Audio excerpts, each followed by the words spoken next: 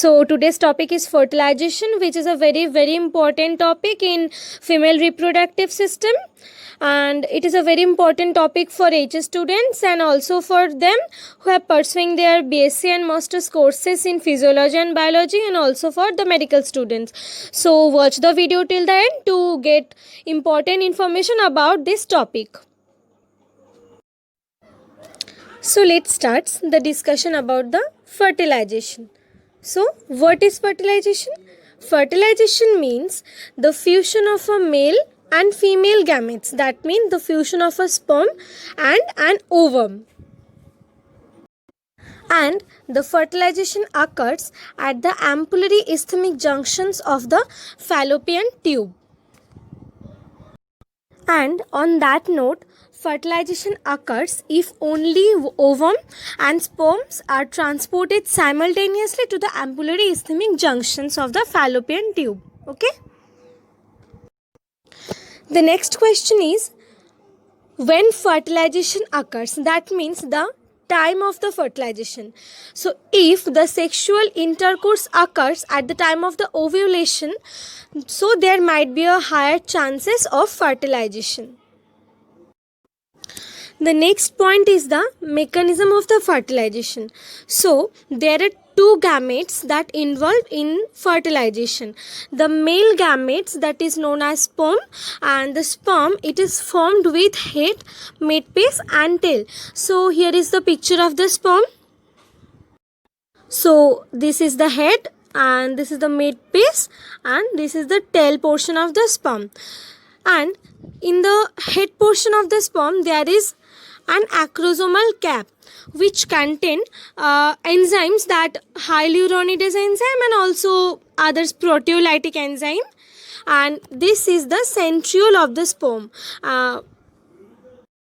So it was about the structure of the sperm. Okay. So I have already told that in the head portion of the sperm that contain acrosomal cap and which contain the enzyme hyaluronidase and the proteolytic enzyme, and also the acrosome of the sperm that contain nucleus. Okay. Next, the female gamete, which also involved in the process of the fertilization, that is known as ovum. And ovum contain yolk, cytoplasm and nucleus, but ovum didn't contain centriole, whereas sperm contain centriole. And the ovum or the secondary oocyte covered by a glycoprotein layer that is called zona pellucida, and around the zona pellucida there is another layer that is called corona radiata.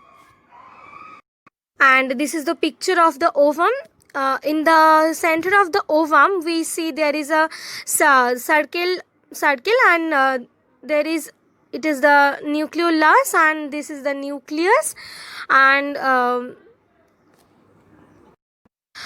this is the zona pellucida layer which covered the secondary oocyte or the ovum, and this is the corona radiata layer that covered the zona pellucida layer, and also there is a membrane, that is the plasma membrane. So this was about the figure of the structure of the ovum. Then the next topic is the arrival of the sperm.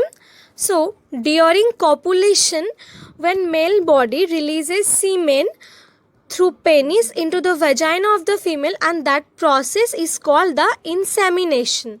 Okay. And on that note, I will be telling you that not all capacitation leads to fertilization and pregnancy, because the ovum and the sperm, they need to simultaneously reach the ampullary isthmic junction. And during one time of copulation, there are about 300 million sperms into the semen, and only few of them are able to reach the ovum. Although the sperms are fully mature, but they cannot inseminate the vagina, because there is some reaction that need to take place for the sperm to fertilize the ovum. So to be able to fertilize the ovum, it has to complete some processes, and these processes are known as capacitation. So these are the process by which the sperms are able to fertilize the ovum. and the capacitation of the sperm that occurs in the female genital tract.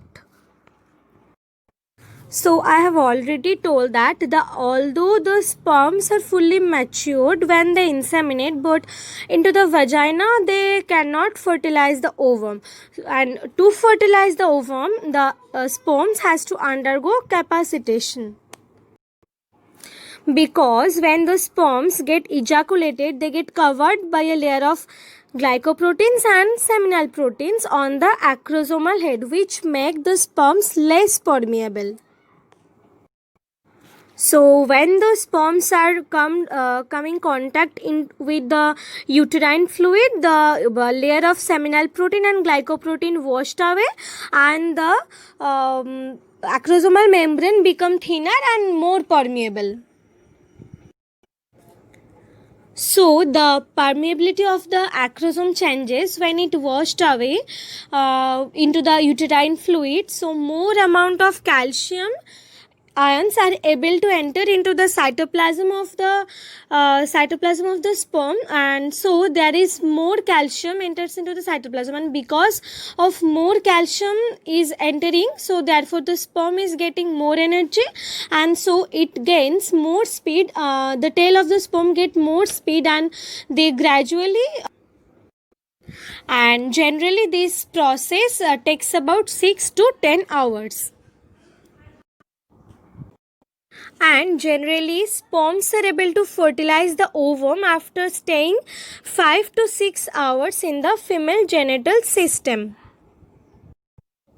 So there is removal of the membrane cholesterol and over membrane cholesterol over the acrosomal head, and also the glycoprotein that helps to weak the membrane cover.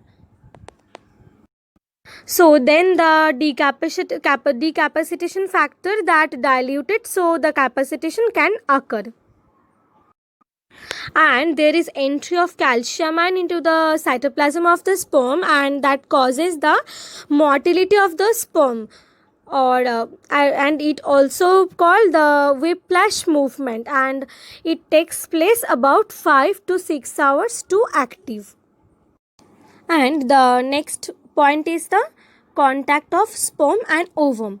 After ejaculation, the sperm travel to the uterus to reach the fallopian tube, and it takes about 30 to 60 minutes, and it is facilitated by the antiperistaltic contraction of the uterine muscle, and also facilitated by the prostaglandin that present in the male seminal fluid.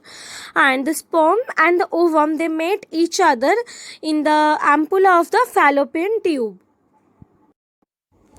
And if the ovum is not fertilized within 24 hours of ovulation, then it will be degenerates soon, because the lifespan of the ovum is 24 hours after ovulation, and the sperm's lifespan is about 72 hours. But after 48 hours of capacitation, the sperm doesn't able to fertilize the ovum.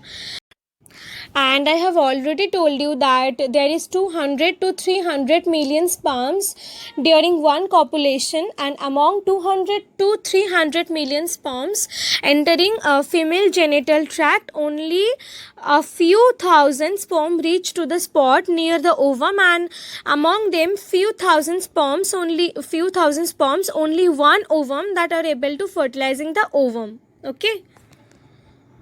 So the few thousand sperm will reach up to the ovum, and only one sperm will able to fertilize the ovum, and when only one sperm fertilizes the ovum, and that process is called the monospermy. But when more than one sperm enters into the ovum, and this type of zygote, which is one ovum being fertilized by a lot of sperm, this type of zygote doesn't undergo development, and then it degenerates soon, and this process is called the polyspermy. So there is an acrosomal reaction. where a number of sperm they adhere to the surface of the egg, and the acrosome, which is in the head portion of the sperm, it releases from the acrosomal cap the sperm lysine. Sperm lysine is the hyaluronidase and the acrosine enzyme, they together call the sperm lysine. And these enzymes are basically the hydrolytic enzymes, and there are different types of hydrolytic enzymes. They are the hyaluronidase, which dissolves the hyaluronic acid, and there are corona penetrating enzymes which dissolve the cells of the corona radiata, and the last is the zona lysine or the acrosine that digests the zona pellucida layer. So there is hyaluronidase enzyme which dissolves the granulosa cells of the corona radiata which covered the ovum, and that's why the acrosome of the sperms with nucleus enters into the zona pellucida. And there are some sperm receptor in the zona pellucida layer which are one type of glycoproteins that are called ZP3 layer, and few sperms are attracted to the zona pellucida. So the sperm is facilitated by the hyaluronidase and the proteolytic enzyme that presents in the acrosomal cap of the sperm, and the proteolytic enzyme present in the acrosome of the successful sperm that diffuses through the structure of the zona pellucida and inactivate the other sperms.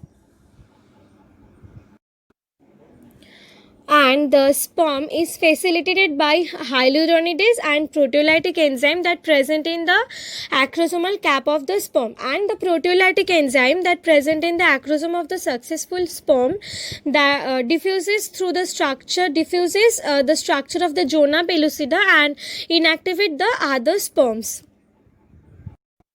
So, by the influence of the proteolytic enzyme and acrosine, which are present on the acrosomal cap of the sperms, by these enzyme, the sperms enters into the zona pellucida layer of the ovum.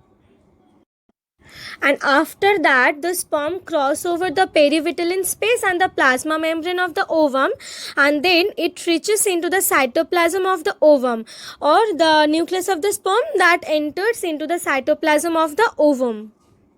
So the second type of reaction that takes place to fertilizing the ovum, that is the cortical and zona reactions. And in this type of reaction, the sperm's head is in contact with the fertilization cone. Ovum senses that the sperm is coming near it. The ovum forms a fertilization cone.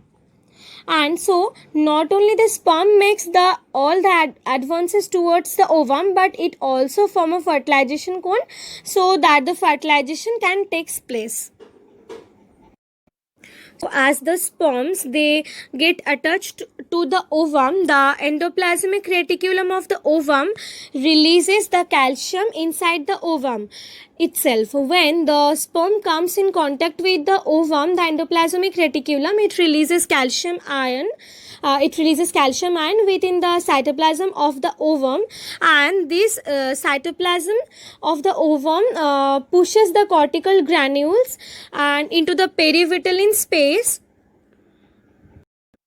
and then the cortical granules burst to release the enzymes, and the enzymes they make the zona pellucida more hard and less response to the other sperms. And this type of reaction will also prevent the process of polyspermy. And the penetrating movement of the sperm is enabled by a type of protein that is called Caspar that present in the tail portion of the sperm, and that is a tunnel shaped protein, and that forms the ion channel for entry of calcium into the sperm. And now we are going to talk about some theory, and there are two theories which are the Lillie-Belinsky theory and the Wasserman and Selling theory. The Lillie-Belinsky theory, which says about the fertilizing and the anti-fertilizing concept. The fertilizing that is present on the zona pellucida of the ovum, and there is another substances that anti-fertilizing that present on the sperm surface. And it is believed that the fertilizing and the anti-fertilizing, they act as lock and key mechanism. And the second theory is the Wasserman and Selling theory, which says that zona pellucida is made up of glycoprotein, and there are several layers of glycoproteins from which the sperm recognizes the ZP3 layer. And ZP3 layer, which is also known as the sperm receptor. We have already discussed about the terms polyspermy. So what is polyspermy? When more than one sperm enters into the ovum or the egg, and this type of zygote doesn't undergo development, and that will eventually degenerates. And this process is called as polyspermy.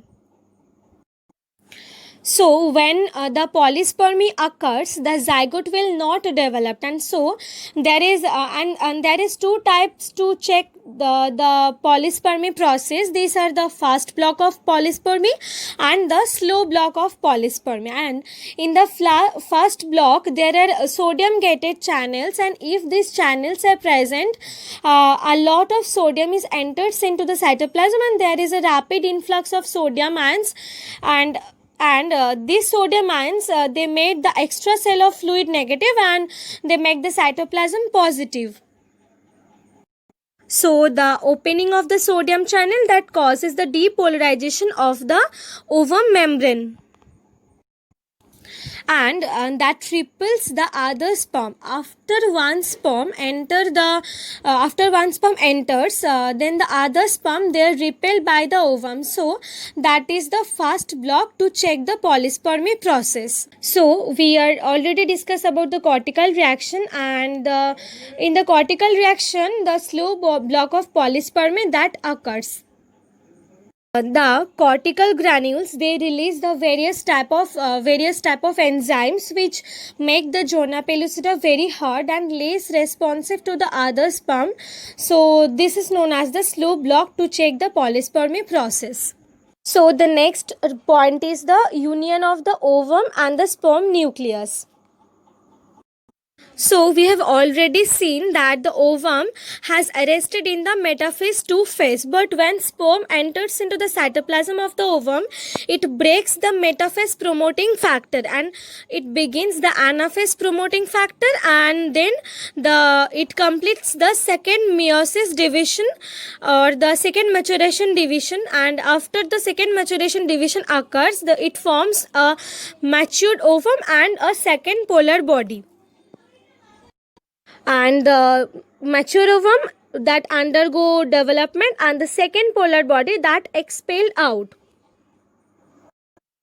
And the nucleus of the mature ovum, that becomes female pronucleus with 23 chromosomes, and that including 22 autosomes and one sex chromosome, that is X chromosome. And simultaneously the head of the sperm swells, and it becomes male pronucleus. Then the 23 chromosomes of the sperm and the 23 chromosomes of the ovum arrange themselves to reform the 23 pairs of chromosomes in the fertilizing ovum, and in which process the chromosomes of the sperms and ovum reform. That process is called karyogamy or the amphimixis, and in which process the fertilized ovum with diploid nucleus, that is called zygote. So this is all about the fertilization process, and thank you for watching the video till the end. Hope you enjoyed learning. Good luck.